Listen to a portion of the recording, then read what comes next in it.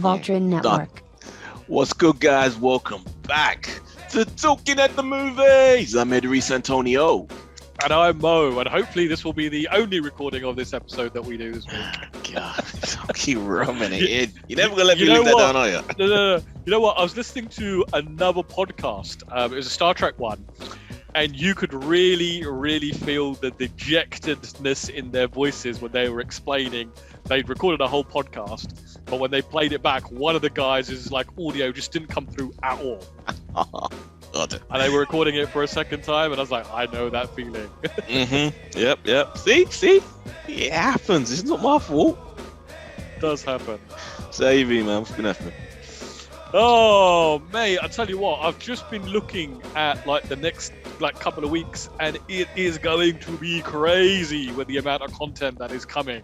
We've got an entire avalanche. We've got Cowboy Bebop, we've got Ghostbusters, we've got the Wheel of Time, we've got The House of Gucci, we've got The Expanse, we've got Masters of the Universe, we've got Lost in Space. Yeah. And I'm sure I'm missing stuff. And there's only 6 weeks till the end of the year. And Spider-Man and The Matrix. Oh yeah, Spider-Man and The Matrix. Oh my lord, it's gonna be crazy. It's gonna be. I am not complaining, man, because that's what you want. You want shit to watch. Look at how we were moaning back in the middle of 2020 when nothing was coming out. I certainly wasn't. There was loads to watch. I was watching all those films from the 70s and the 80s. Well, yeah, that was cool. That was basically the first time for you because you hadn't seen them, innit? Yeah, we gotta go back to that shit. Gotta do that next year.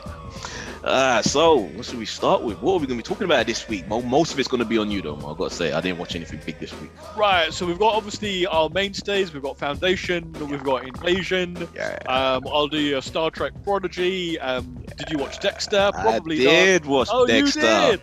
2 episodes or what? Yep, 2. Good.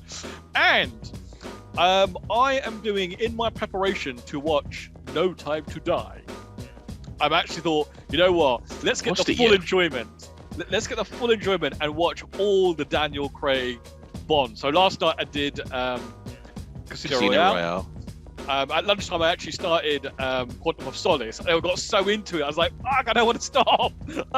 Because in the first 30 minutes, there's 3 action sequences. Yeah, that car chase is actually pretty cool at the beginning. That's the one that people shit on the most, but even it's just comparative to the others. It's still, it ain't bad. Because I kind of felt if I watched No Time to Die without refreshing my memory, all the connections from the previous films will all be lost.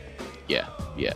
But there are refresher videos you could have watched. I could have pointed you to, but it's better just to do the whole thing. Yeah. So I'll talk about Casino Royale a little bit, as well. Okay. Should we start with Dexter then?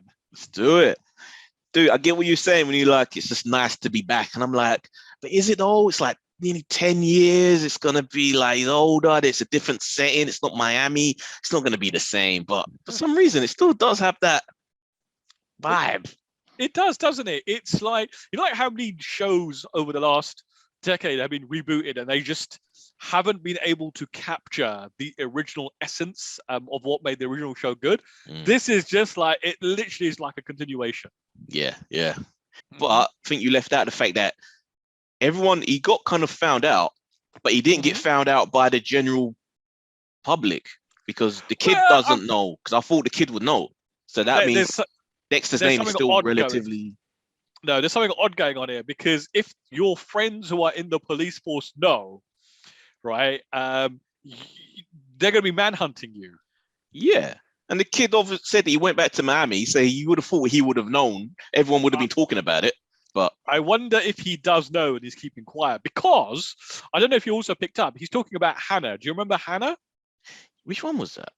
So that Hannah was Hannah McKay. The female serial killer that Dexter falls in love with in season 5. I think it was season 5, played by the very lovely Yvonne Strahovski, aka the hot chick from Chuck.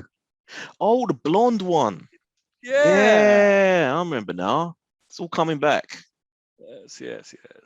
Why did he give the kid to her? Damn. Wasn't there more than one kid? Because no, I think that was Rita's kids that weren't his. Yeah, but do you remember Rita? Rita was the wife. Yeah, but not then the wife. She was the girlfriend. Didn't he get married to her?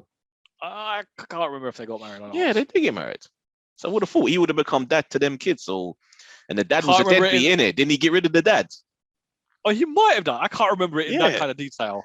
Well, I think this is going to be a need a rewatch. I was thinking that while I was watching these two episodes, I was thinking, I kind of want to go back and watch Dexter again, all of it. But I'd be disappointed all over again. But at least now it's a different kind of disappointment, right? Because you know it just doesn't end there. But like the whole setting, his whole new demeanor, his new attitude. Do you see what I mean about the fact that how he's trying so hard and then the rich guy comes to town and just really pisses him off? typical douche, rich douche. Everything goes his way. And that machine gun that he bought, that's just ridiculous. Ridiculous. I knew that deer was going to get hit as soon as he was kind of getting close to it, all nice and personal. Yeah, I mean, there are some very sort of moments that are, I guess, telegraphed, and you know exactly what's going to kind of happen. But like I said, I'm willing to waive some of that. Even that stuff where I said, "Oh, how come this kid's managed to track him down and the FBI haven't?" Right? At least they explained that. They did. He had an address. He then had to do other stuff, right? He sent a letter while on the run, like a dumbass, with a return address. What the hell? Yeah, but that was to an address that he didn't live at anymore, right? So he had moved on from there. But obviously, like the little clues that he followed eventually found like a picture of him under a different name on Instagram. Yeah, I like the fact that they are dropping in the fact that social media is a thing now, which makes things all that more harder to get away with. Like he has to be extra careful with everything. I like the fact he was rusty as well. Once he kind of relapsed, he was making mistakes. And his sister's very aggressive, right? Like she's literally like in his face, like saying, "You're so happy you're about to get away with murder." I do like that they can coexist, those two. Yeah, but it's madness to think that what she's saying. That's just his own inner monologue. Like it's just manifested self-hate as his sister. Yeah. Yeah. I'm happy. I'm happy this is back, and I am looking forward to. I actually may have to go back more.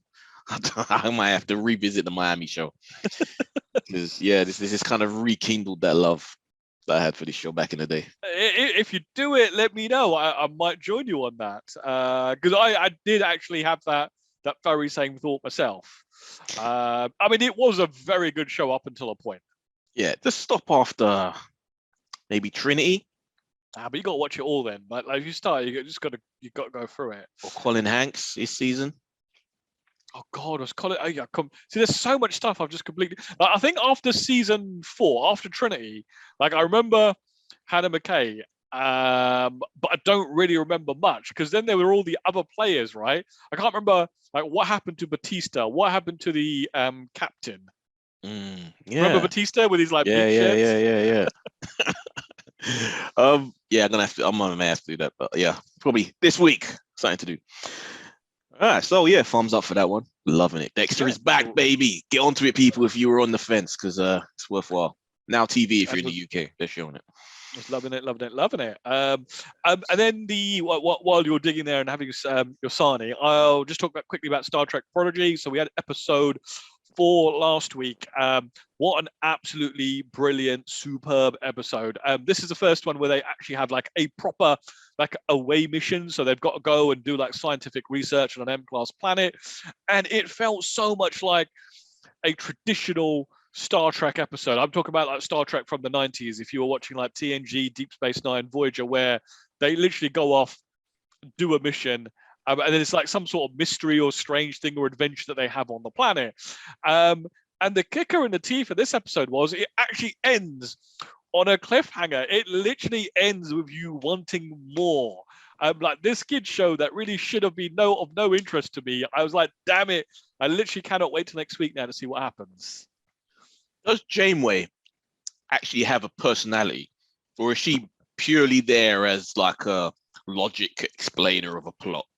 No, she does have a personality. If you imagine like how advanced holograms are, right? Like the Doctor in Voyager was a hologram. So she's certainly got a personality. She's certainly playing dumb at the moment while like everything is being introduced and the kids are getting used to the ship and stuff. Well, she said she was like just a training program, so I figure that might be different than the Doc, who has to have. Well, the Doctor was also he was an emergency hologram. They only used him because the Doctor died in the first episode. Yeah, but you need that bedside manner to, you know. But he didn't have a bedside manner either. Oh, people were always saying, do you remember?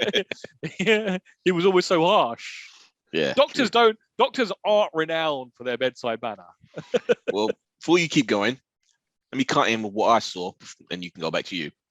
But animated shows, I was very impressed with what Star Trek did.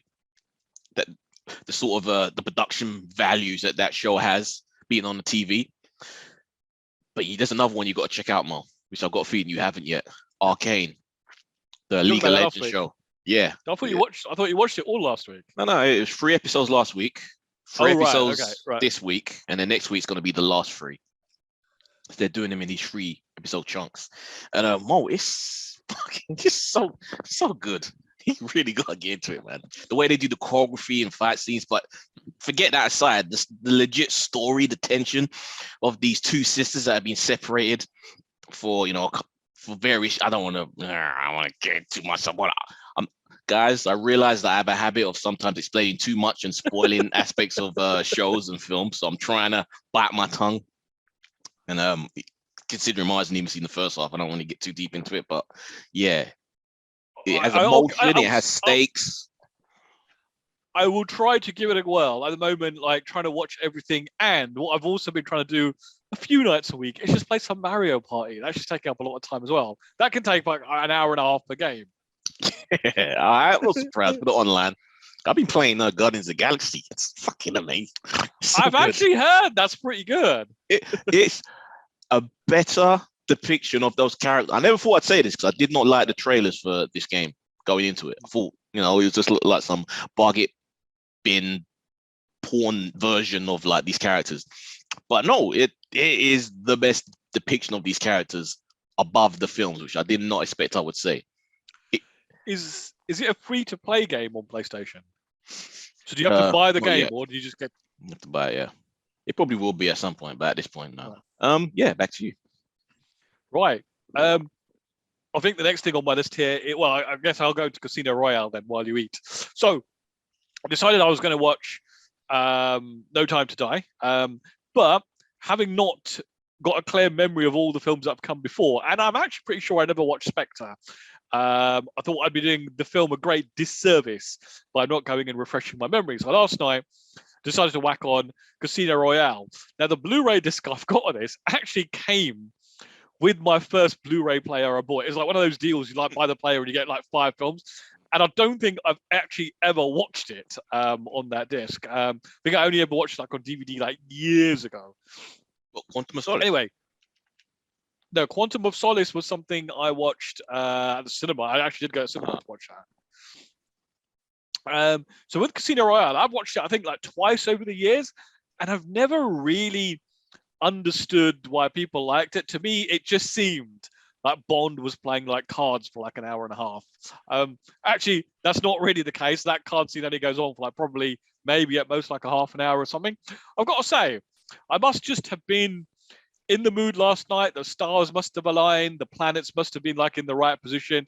I actually really did enjoy the film. It is completely silly and completely ridiculous, but then I think Bond films generally are, right? And I'm kind of watching this and you're kind of thinking, how desperate must your villain be to like organize like a game of poker, try and win money to stay alive? Like, I mean, that's like you've reached the lowest of low, right? And there's no guarantee that you're going to win. And you're kind of thinking this is a really shitty plan. But then you realize, actually, it was never about him winning. It was like whoever won the money, they were just going to like torture them and get the password and steal it and steal the cash. Fresh my memory. This is Mads Mikkelsen, right? With the this is Mads Mikkelsen. The bleeding eye. Yeah. Oh, that torture scene. Oh my God. The rope with the hole in the chair. Oh God. I could feel that. I could feel every whack of that. And then Bond's just like maniacal laughing and like, I'm never going to give you the password.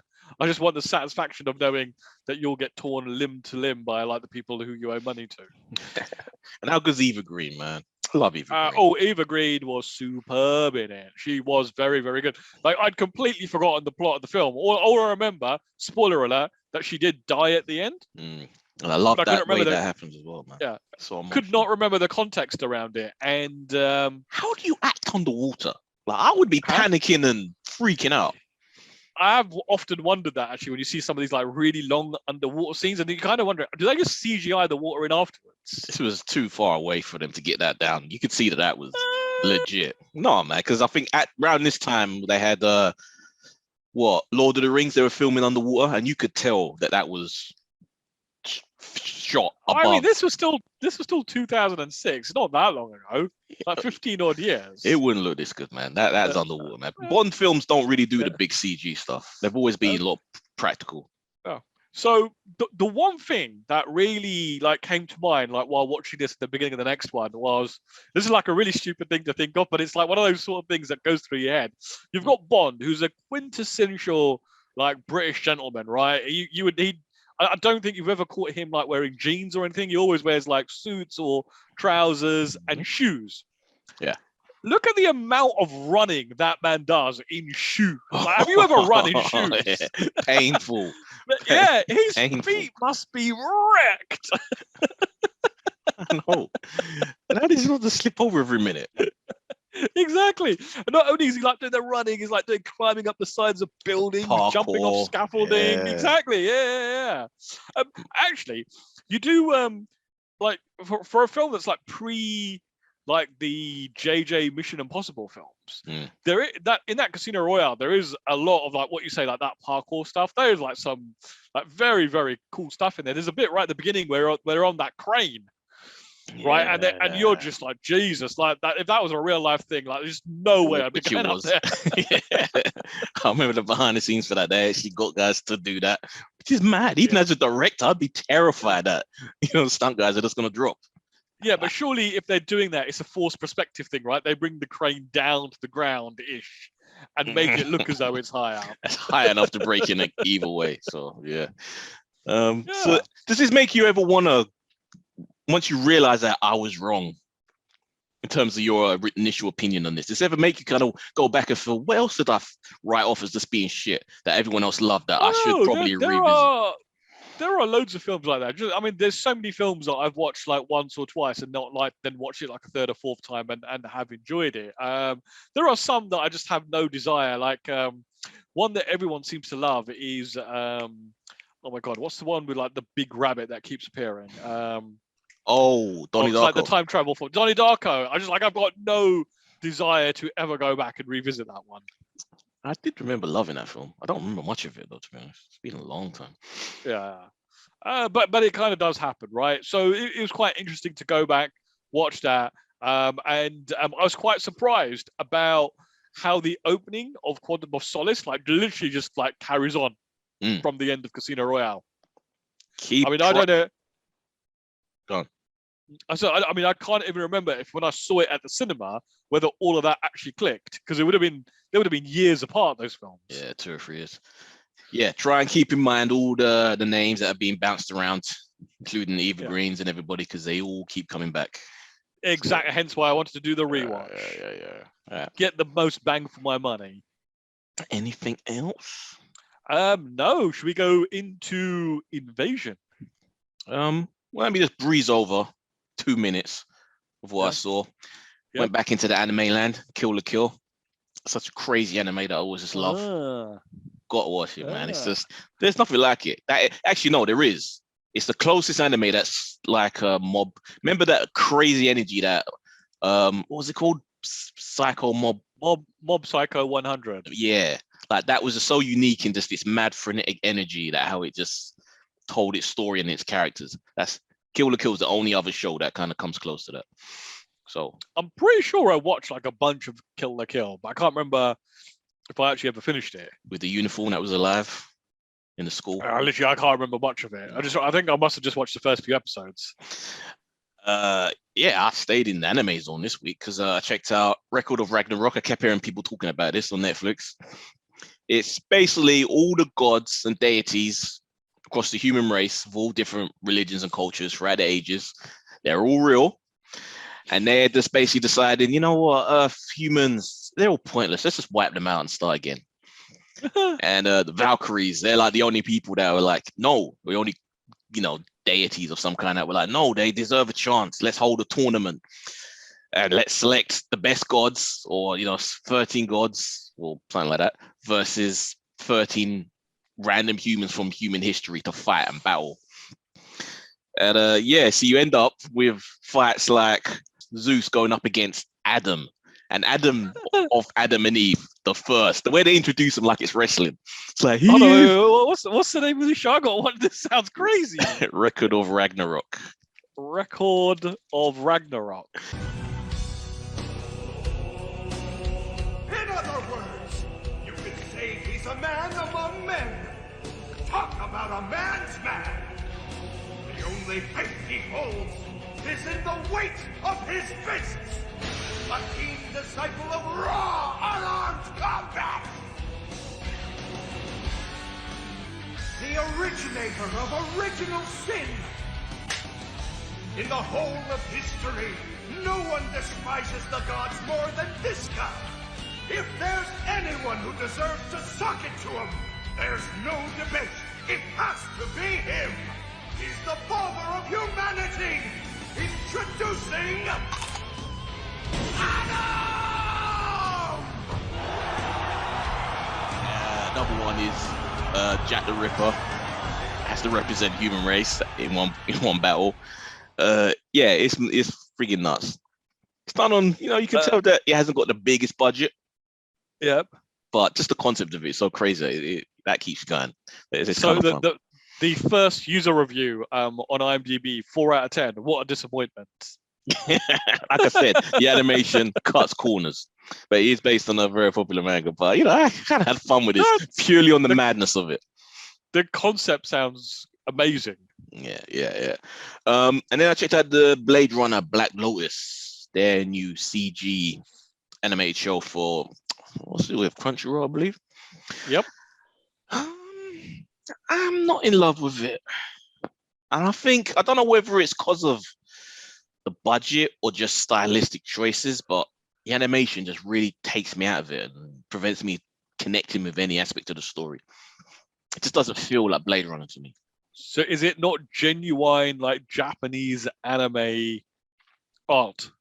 No, it's like CG, but they try and touch in, take stylistic inspiration from anime, but I don't think that fits Blade Runner because it looks too artificial. It just doesn't, takes you out of it, man.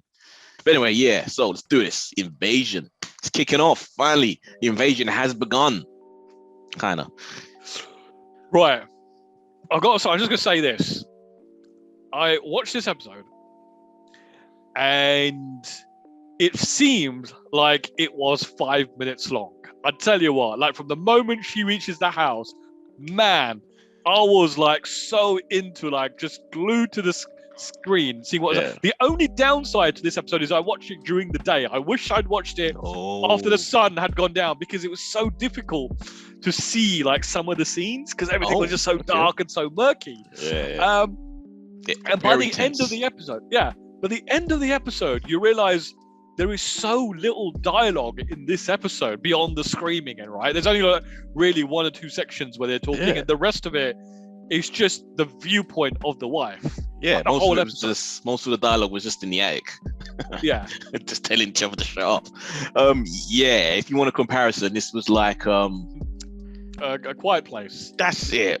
It kind of had that tone to it, and I think that worked. The fact that they just forgot about all the other stories and just focused on this family in this house and this thing, they've done completely something different with this alien. I've never seen aliens like this before. Just blobs with spikes and all sorts of shit going on. And by the end of it, you're like, just don't mess with a mother's instinct to protect her kids. I was suspicious about whether the dad actually got it or not. Yeah. But I was like, dude, you are so fucking dumb, man. You just, every step of the way, you just keep fucking yourself up. But even he managed to survive at some point. Yeah.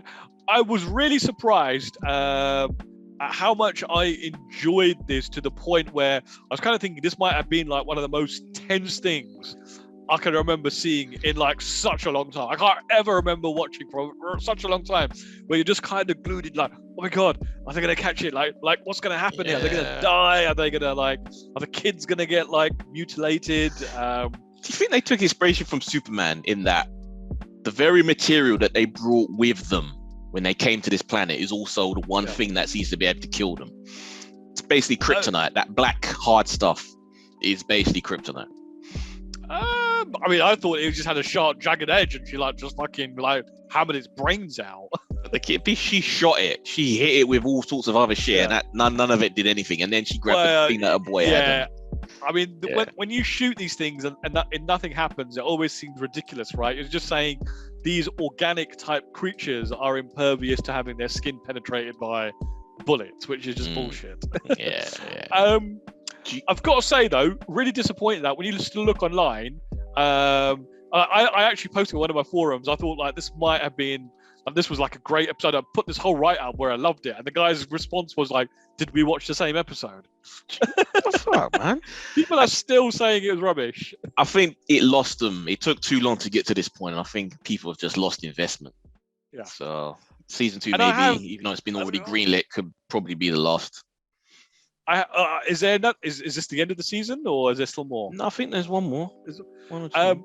I no doubt think that they will return back to their normal formula next week. Do you think they may? I was actually going to ask. Do you reckon they may repeat this in that the next episode will only focus on one person, maybe the Japanese storyline, and then the similar sort of situation? Hopefully, it won't be the kids. It won't be a whole episode of them. Yeah, well, no, maybe if it is the kids, they'll just all die, right? We know they won't. We can dream. Well, at least the bully. At least he can go. God. I cannot like this. It's so fun. Was not expecting it, and the fact that the episode was also quite short, because I think it's a lot shorter than they normally were. I think it's like 36 minutes or something. Oh wow. I think it really, really helped, right? Because it was just over, and you were like, "Damn, that was good." It didn't overstay its welcome. Foundation. My God, what an episode! All the different threads now coming to fruition.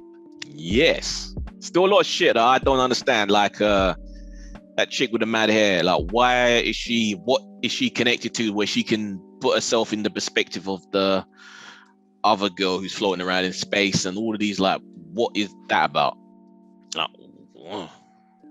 There's a lot of stuff that isn't being explained, but I'm to me the most interesting story is is Empire and what's going on there. Yeah, and that was superb. Yeah, that was you really I mean, obviously I've never read the book, so I had no idea what was going on, right? And you're like, damn, that was interesting. It's gonna be like this little love story with these two are gonna be on the run and trying to invade Empire. Trying to run, Mate, nope, completely spun it on his head. Naive. Ignorant. But yeah, it's interesting that they still decided to save him rather than just kill everybody and then just get one of the clones out.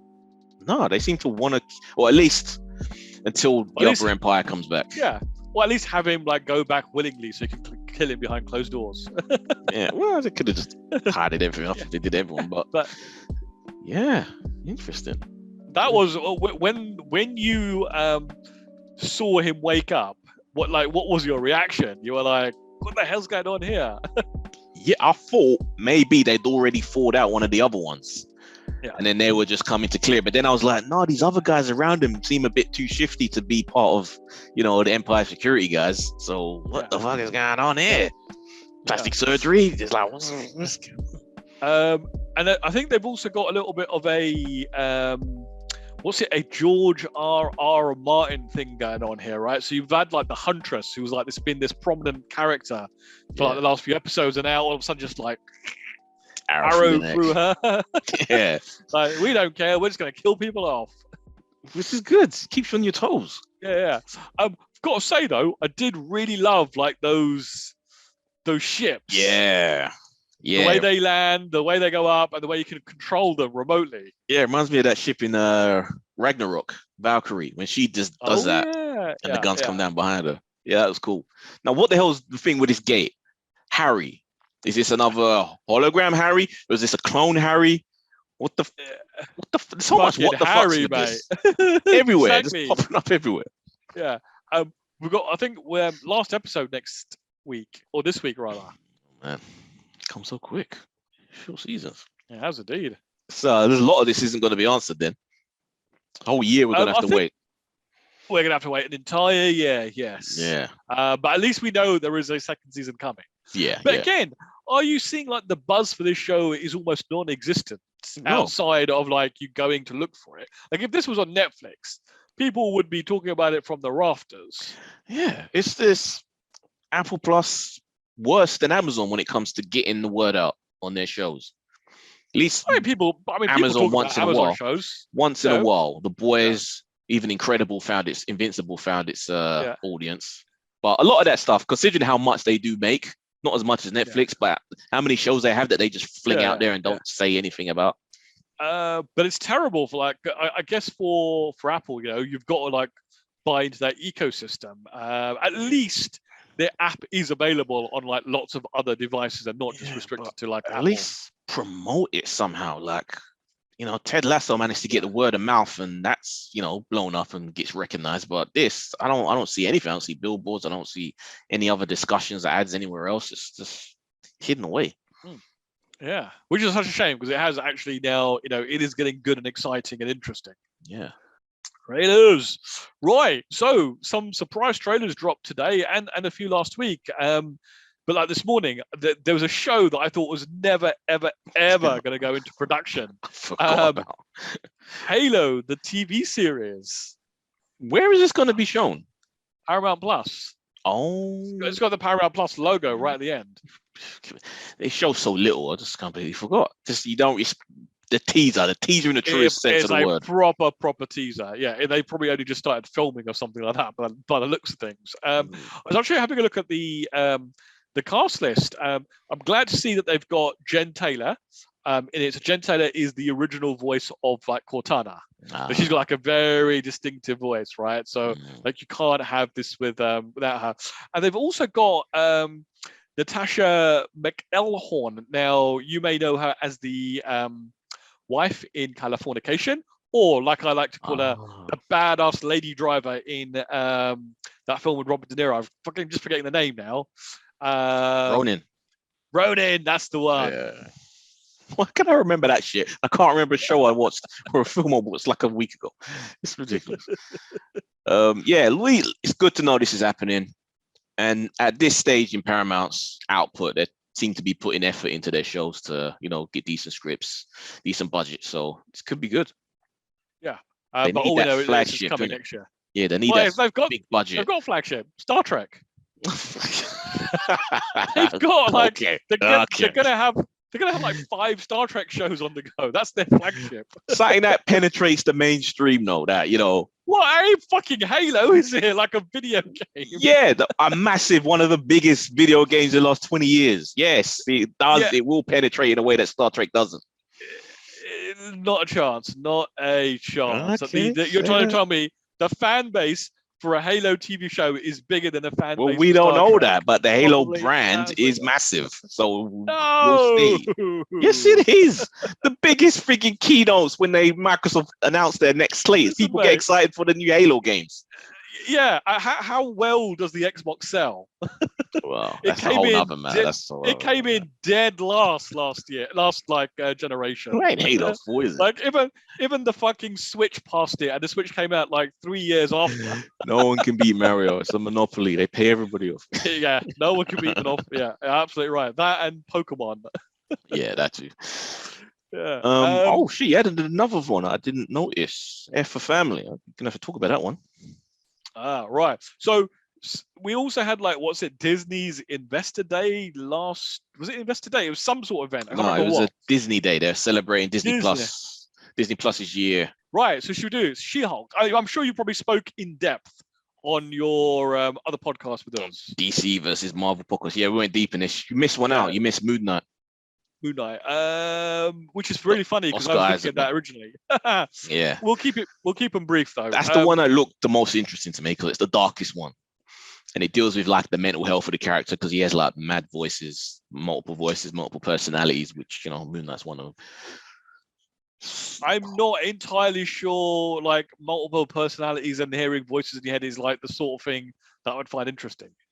You will. I think you're gonna like Moon Knight. I think you're gonna like it. These other two, kind of like, She-Hulk, you don't see enough of it really to form any opinion. It's real glimpsy. Yeah. This little. None of them. Yeah. None of them. You do really. Miss Marvel, you get a bit of a charm of this kid who idolizes Captain Marvel. Actually, the thing with the Miss Marvel one is you do see how they are going at a completely different demographic here, right? Because they're really going to paint the fact that she is like a certain ethnic, like she's from a different particular like a religion and all that kind of stuff. Yeah. I thought that was interesting, but it's probably only interesting because I'm brown. Like if you're not brown, you probably think like, wow, more of the same, right? No, I think it's cool. I think it's interesting. Different slant on it. I'm curious to see how that shows itself on screen. Whether whether is it too pandering to that, or is it in the way that Shang-Chi kind of showed the East Asian community, where rather than it really pandering, it wasn't really pandering. It just kind of showed them as normal people. The family dynamic is still the same, and it just kind of Yeah, but to like show like let's just say like a Muslim household, you've got to show like the parents are just cranky and shouting and always screaming at you and all that kind of stuff, right? If they don't do that, then they're not being like it's not authentic. It's not authentic. Yeah. Okay, yeah, I get it. Yeah. She-Hulk, again, like you don't get to see like I said, much. You don't see enough of it to form any opinion. There are a couple of really sly like shots that are supposed to like invoke some nostalgia from like the 70s show. Or if you know the comics, the character. Yeah. But yeah, I mean, there's nothing really in there, and at this point, you're kind of thinking, do I need a She-Hulk show? What's this going to bring to the table? It's just more curiosity of the fact that they said it was like this legal drama within the Marvel. Like that's the aspect of it that's weird to me. Like, how's that gonna? Now, what will make this show really interesting is like if she's got to like defend or prosecute against Charlie Cox's Daredevil. Because he's a lawyer as well. That'd be great. And they're teasing so much that Daredevil might be coming back. I don't even know it's in our list. It might be. Yeah. But there was a casting call. Hasn't been authenticated yet, but there was a casting call from a reputable source where they literally says Daredevil on the casting call in terms of the background characters and all that they're looking for. So is Daredevil truly coming back? People keep saying Charlie Cox may still be Daredevil, but this could be like a reboot of it. Who knows? But it'd be a waste. Why would you not? Everyone loves him. Everyone loved the series. It's very rare where you come across like an actor who so personifies like a particular character that it's been, right? I mean, they really hit the nail on the head with some of those shows. I can't see anyone else as like the big bad guy in that now. Forgetting his name. Kingpin, yeah. D'Onofrio. And again, I also think the casting of the Punisher was fantastic as well, right? He was all of them. All these people you've mentioned, they've been rumored to still be floating around somewhere on a list. So fingers crossed. Christina Ricci as she was with Jessica Jones. Yeah, Jessica Jones. Yeah, so fingers crossed. Obi-Wan Kenobi. There's more of a teaser, right? You don't really get to see like there's intercut between footage from the film and some like behind the scenes shooting and all that kind of stuff. The concept art surprised me because it kind of makes it look a lot closer to the films than I expected it would in terms of the settings and the tone of it. Like it's a lot darker than I thought it was going to be. We're actually going to have like full-on action from Darth Vader in this, which I didn't expect. I thought if he was going to pop up, it would just be as like a little, cameo breathing off the screen or something, but it's full-on going to be in this. Yeah. How many times are we going to see like Darth Vader is so close to where Luke the baby is, but not just realize it? Probably a few times, yeah. But I'm actually a lot more interested in this than I was. Not to say I wasn't, but yeah, it looks like they're putting a lot more into this than I expected they would. So Obi-Wan. Unless Obi-Wan's got to leave Tatooine for some reason to go on a mission, I That think kind of makes a lot more sense, doesn't I it? think he does. Yeah, I don't think it whole because you can see by the concept part that wasn't all on Tatooine. That was all varied locations there. So Yeah. it'd be cool. They've just got to get to the point where there is something to watch, like a few days a week on like this Disney Plus. Because at the moment, I just feel like my subscription's just been wasted. Dude, you got to go hunting in there, man. There's always surprise. I always do that. I forget sometimes that it's there, and then when I do, I dig into it, into Star or something. I thought, oh, that's how. What's the, what we do in the shadows? It's kind of like saying you just discover these little nuggets and you think, oh, it's actually kind of fun. So. I mean, the Star section to me seems like it's way better than the actual Disney section. Yeah, but it's part of it, so enjoy all of it, man. For family, I didn't see this, so. Have you seen the last few seasons? Because this is the last season now. I think I might not have seen them before. Oh man, get on it! This show is fantastic. It's funny. It's a drama. Bill Burr's like sense of humor is just like on point. Always. He touches like loads of like social stuff. It's just such a cool, easy, lovely watch to show. It's a shame that it's coming to an end after Flight. This is like the sort of show that could run and run and run, but I guess they decided to go out while it's still on top. Yeah, well, because it is literally Burr's show. He's always said that, he struggles sometimes with writing it because it is loosely based on his life. Yeah. And he doesn't really want to, just do this until like The Simpsons until forever. When they say it's based on his life, so which character is he? Is he the little kid? He's a little kid, the redhead kid. Oh, right. Okay. Yeah, right. That's him. Always Sunny. It's coming back. Season 15. God. How long has it been? We didn't get no Sunny last year, did we? No. Oh. Too long. I can't wait to them addressing COVID, man. They will. When I saw this trailer, I was so, and it's actually coming like in December or something, isn't it? It's not like we haven't got long to go. Yeah. And the thing is, it's also got Colin Meaney in it, who played O'Brien in Star Trek. Yeah. And he looks as though he would be perfect for this show.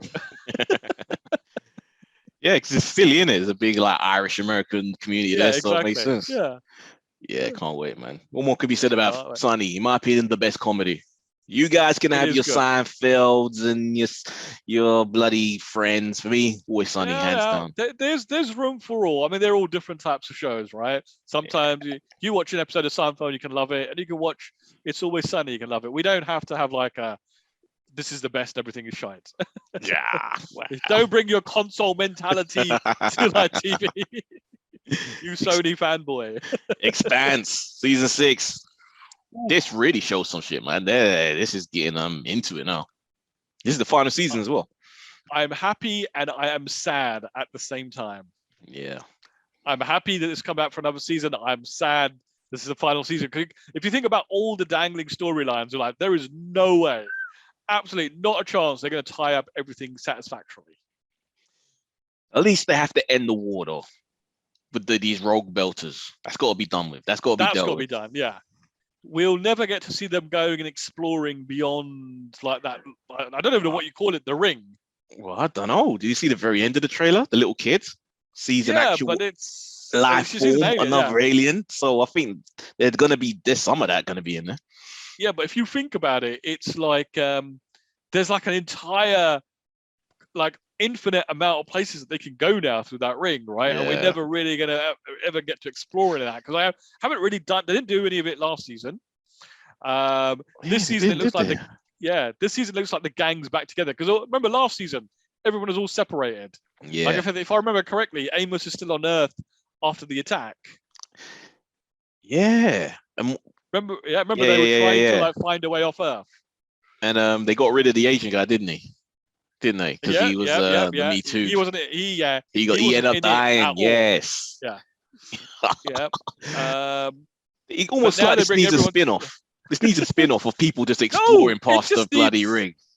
This needs more seasons because there are more books. I don't understand if this is Bezos' favorite show. Why agree to like end it? Because he's spending all the money on Lord of the Rings. No one's watching this. You have to convince people to watch The Expanse. It's ridiculous. Yeah. I've got to think that they've now acquired MGM. I do wonder if a new Stargate show announcement is imminent, right? Because that's like MGM's big TV franchise. And let's get into the news. Right, let's go. Right, so Neil Patrick Harris is working on a new sitcom for Netflix. I had no idea about that, but apparently they had a Latina actress come in and audition for a Latina role in this show. And after having finished the audition, she actually wrote to the producers and said, I hope you realize that the character that you've got, so this is supposed to be like a maid who essentially speaks in like broken English and all that kind of stuff, and has all the stereotypical jokes that you may associate from like an 80s or a 90s comedy for that kind of person. She wrote and says, I hope you realize this is like really stereotypical and hurtful, and you're not really doing anything to portray like people in a positive kind of light. So they've actually decided to drop the character from that show due to like the actress's feedback. Now it's not known whether the actress actually got a role on the show or not, or whether that was directly related, but they have decided that it might not be a good idea. Just drop the character altogether. Yeah, but you know what? I was kind of thinking about it. Do you remember a couple of seasons ago we were watching The Mick? Do you remember the maid in that? She was like Latino. She still spoke great. Like that broken English, and she was like the butt of a lot of like humor. She was. she was. But I think, and now obviously, you know, someone Latino or Latinx, whichever pronoun you prefer, it's up to them to really decide whether that was good or not. But the reason why I would personally say that was okay is that everybody on that show was an idiot and awful people showing themselves for being incompetent. So, and she was actually one of the purer characters, you know, kind of just got by doing her thing. Yeah. But yeah, I get it though. I remember growing up watching TV and just seeing the only depiction of like, you know, black people on telly just being like either criminals or just dumb Jamaicans or something. So I get that, not wanting to get into the stereotypes, getting fed up with seeing that. Do you remember when we got into like the 90s where like they always had like a black person as the token black person? Yeah. Who didn't really do much but was always like there. Just there to tick. Yeah. And on the other side, if I'm going to play devil's advocate, it always kind of annoyed me in some films where there was like a gang. And then in the 80s and 90s, you always got this weird sort of ethnically diverse gang where there was one black guy, one white guy, one Latino guy. And it was like, what sort of gang is this? These people would not be hanging out together if they're just on the street like that. It's like, it just got too silly on either end. The actual show is called Uncoupled, right? And again, I think it's like the first time I'm seeing like a mainstream show like this, but Neil Patrick Harris is playing a guy who goes back into the dating pool after being divorced from his husband. So like they're basically really going for like that sort of like I guess the gay audience. It'll be quite interesting to watch this because I really do like Neil Patrick Harris. I'd like to see how the dynamic between like gay people and straight people go down in this, whether like the straight folks are it could be quite interesting to see that from a comedy perspective, to see how they handle it. Dating and being dumped and getting over. It could be funny. Well, Netflix taking heat on one side with, you know, the Chappelle stuff and all the fallout that happened and dealing with this one. You can't win at this point. It almost doesn't really pay to be in charge of any big sort of business that produces content, because you're gonna piss someone off. I think the takeaway here is look at the battle that you're going to pick and only really fight the ones that are fighting. Yeah, true. Keep going. Mel Gibson. We obviously know like how much Hollywood absolutely adores and loves and welcomes Mr. Gibson in with open arms. He made it back. He did what not many people can do. Just goes to show you, if you're rich, you can make it anywhere. You can do anything. Yeah, there you go. You can claw your way back. Mel Gibson is in talks to direct Lethal Weapon 5. Yeah, because you know, was it Richard Donner did the original ones? I believe. Who sadly passed away recently. Yeah. So, and they've been talking about doing a number 5. And I've always enjoyed the Lethal Weapon films, even the bad ones. It was always the fun sort of dynamic of, was it Riggs and Mortar? Yeah, something like that, yeah. The only reason Murtaugh, that's it. Yeah. And even the bad ones I've enjoyed. So Mel Gibson, who is a regardless of what you think of him and his, personal views, that he has done some good ass films as a director. So I'm curious to know what he could bring to this. If the script does have a talent for that, I mean, we all have seen many times and love like Braveheart, like one of the all-time greats. Apocalypto. He made the story of Last Days of Jesus interesting. Yeah. Like, and get Shane Black as well to write that script, and then I'm in all the way. I do wonder who would want to bankroll this, though, right? Like we are like joking about him having made it back. The same I still suspect who paid for the TV show to get made. No, that's one thing. But who would want to bankroll Mel Gibson making like a Lethal Weapon film or directing a Lethal Weapon film? Like I said, he's been back for a while now, making he was in the Daddy's Home sequel with Will Ferrell and big stars like John Lithgow. So this is a man who got cancelled before cancel culture, right? And has made it back. Yeah. Yeah. It's out of the wilderness. So interesting. We shall see. I know they've been talking about Lethal Weapon 5 for a long time now. We'll see. Fatal Attraction, do you remember that, Mo? Back in the day. Is this with Michael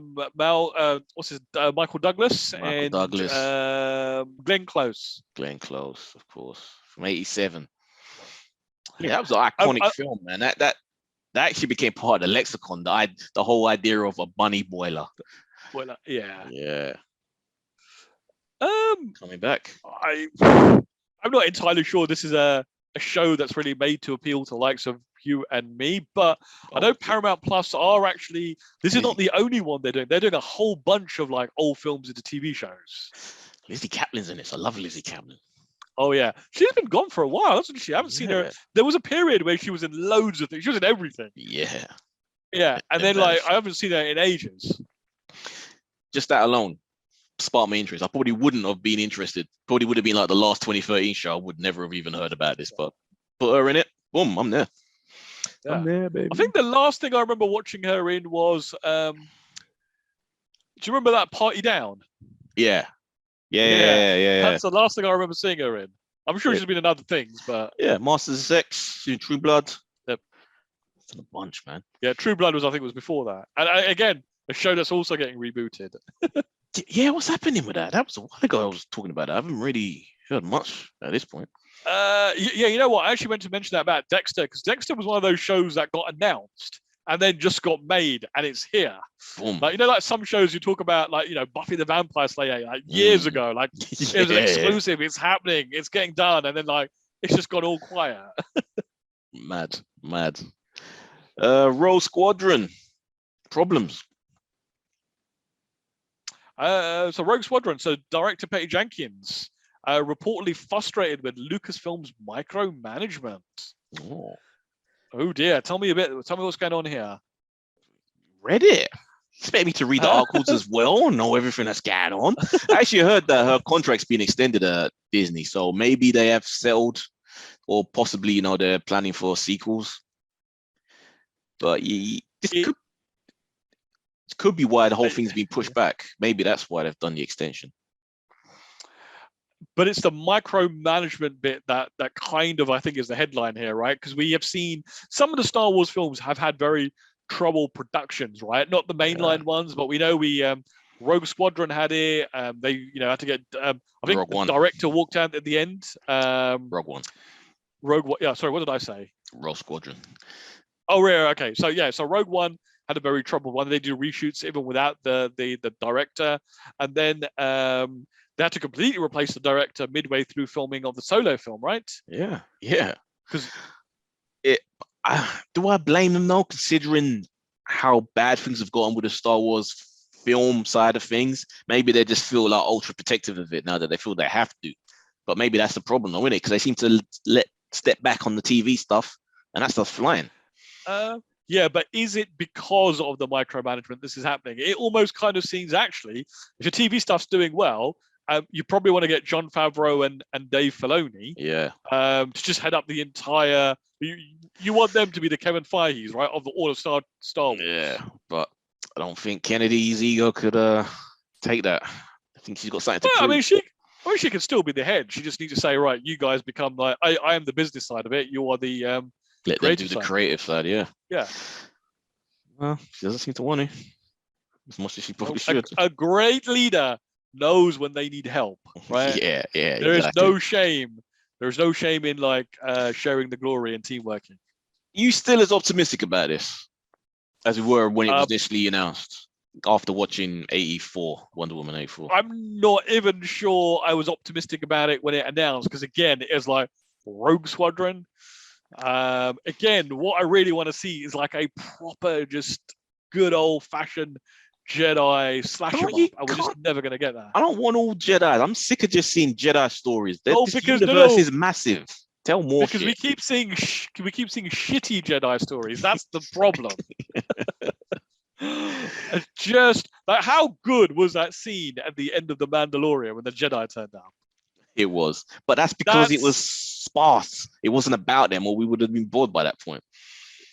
No, it's just there's so much you could do, but we've just for 6 films, it's just been like really, really, really badly managed. Same old. Yeah, go for it, man. I was gonna say, I just can't believe that you get to make 6 films in a series and they're all shite. Yeah, it's amazing. Red Notice star Dwayne Johnson throws his hat in the ring to play the next James Bond. Oh, you would love that, Eddie. You would absolutely love it, wouldn't you? This guy, man, like I'm not gonna shit on the dude. I'm not gonna shit on the dude because I'm sick of shitting on the dude. I know you guys are sick of hearing me shit on the dude, but I'll tell you what he says. Surely this is a joke. My grandfather, Peter Marvea, was a Bond villain in You Only Live Twice with Sean Connery. Very, very cool. I would like to follow in his footsteps and be the next James Bond. I don't want to be a villain. Gotta be Bond. Of course he doesn't want to be a villain. His ego can't handle it. He needs to be the star, the hero. Want to see The Rock, Dwayne Johnson be the quintessential British gentleman? Maybe like in an alternate like universe kind of timeline type thing. I wouldn't mind it. After having watched Casino Royale last night, I'm not entirely sure The Rock has the gravitas to play an English gentleman. No, or the range to put on an accent or to do any accent. Yeah, no, man, come on. Could he be 006? He ain't gonna be British though, is he? Maybe a CIA operative, but even then, no, he should be. I'd take it if he wanted to be a villain. I'd be like, it is a bit strange that he doesn't like to play the villain. Like there is something in his psyche that says, because generally when you talk to actors, when they're the villains, they always say those are the best roles I ever had because you really get to let loose and just go with it. Yeah, because they have acting range. But if you don't have that range, you want to stay in a safe zone, and that's being a hero. Jason Momoa and Dave Bautista's buddy cop action movie is in a heated bidding war. Apparently, this came from a tweet that Bautista made. Yeah. Apparently, two of them were joking around, and he tweeted like, "Okay, I'm paraphrasing here, but I'm putting this out there in the universe, and I'm going to see what happens." And he named the director, and he named him and Momoa in a Lethal Weapon style buddy cop comedy, and he just left it at that. And apparently, studios are loving this, and they want to make this. I would pay $10 to watch that. Who would be the Riggs and who would be the Murtaugh? Well, Mo's got to be the crazy one, isn't it? Because that's him. That's what comes natural. I thought that would be Bautista.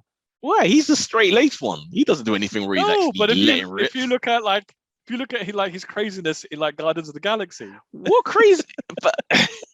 but Drax he's wild in a sense, but he's very straight-laced, proper, like deadpan. That's the word. Yeah, deadpan. Deadpan crazy. Yeah, that ain't. That's even more exciting when a person is crazy but like dead serious. Nah, he has to be the guy that's about to retire. He has to be that cop with the family, and Momoa has to be the crazy one living on the beach in his trailer. Come on, that suits perfect. Are we going back to like Dreadlock Momoa on the beach?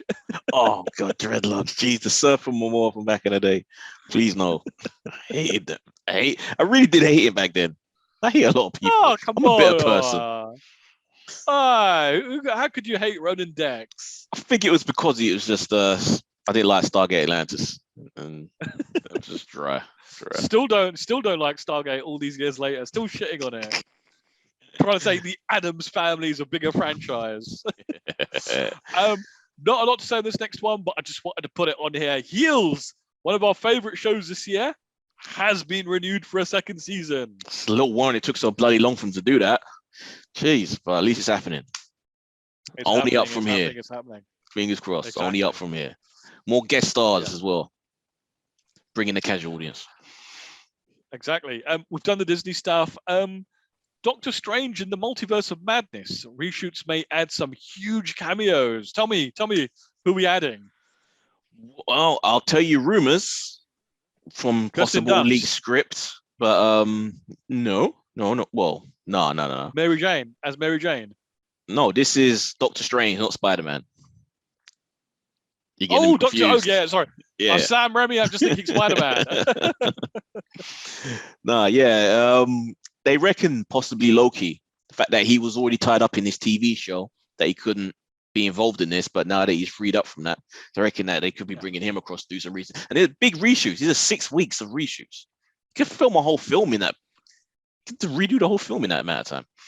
So is Loki the only one that they're touting, or we're going to see Iron Man? Are we going to see Captain America? Doubtful. Maybe Thor. But like I say, these are all rumors, so there's no point really making announcements like it's definitely happening. But 6 weeks of reshoots, man, that's a shit ton. And apparently they say that they're happy with what they've seen, but 6 weeks on one hand, but 6 weeks of reshoots doesn't really sound like they're, if they're happy. But is it reshoots or are they pickup shots? What's the difference? Because you're reshooting a bloody scene. Yeah, but you pick up shots, maybe you're getting stuff that you didn't get in the original shoots, right? For 6 weeks? Hey man, it's Marvel. They make more money than like anything on the planet. Although apparently Ridley Scott is not a fan. To quote Ridley Scott, I guess he's doing this because he wants to generate some buzz for House of Gucci, right? But what did he say? But basically, he's not a fan of the Marvel films. Quite frankly, I think they're fucking boring, is what he was quoted as saying. Yeah. He just says, they're terrible. And he goes on to talk about his films. He talks about the stories are uninspired, and look at the superhero films that I've made, which really made me scratch my head at first. But then he kind of mentions Alien, Blade Runner, and one other one, Gladiator, and he likens them to being superhero films, which when you really break down the A to B to C of storytelling, you could probably compare them. But he says, look at those films, look at the stories. Why don't their films have anything like my stories? But one other thing about him, so there's an article that came out today actually that said apparently he's now saying the Gladiator 2 script is done. We have a script. Yeah, it's happening. It's insane. I have nothing to say about this, because where can it go from this point? And we pretty much got into spoke about the Daredevil stuff. So that's pretty much it from this week. We are done. Indeed. Mo, I'm gonna let you take us out this week. I always do it.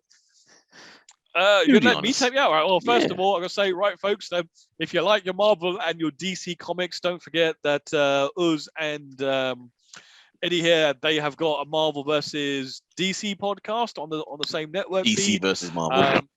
DC versus Marvel, sorry. And if you want to follow us on social medias or email us, we are at tatm@gmail.com. No, we're not. We're at tatmpodcast@gmail.com. We are on Twitter and as Talking at the Movies 3, Talking Movies 3, sorry. And we are on Instagram as Talking at the Movies. Keep it going, Mo. You're taking us out. I don't know. How do I take us out? I have no idea. I've never done this before. Do I just say, live long and prosper?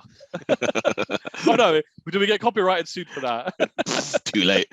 There, guys. See you, folks.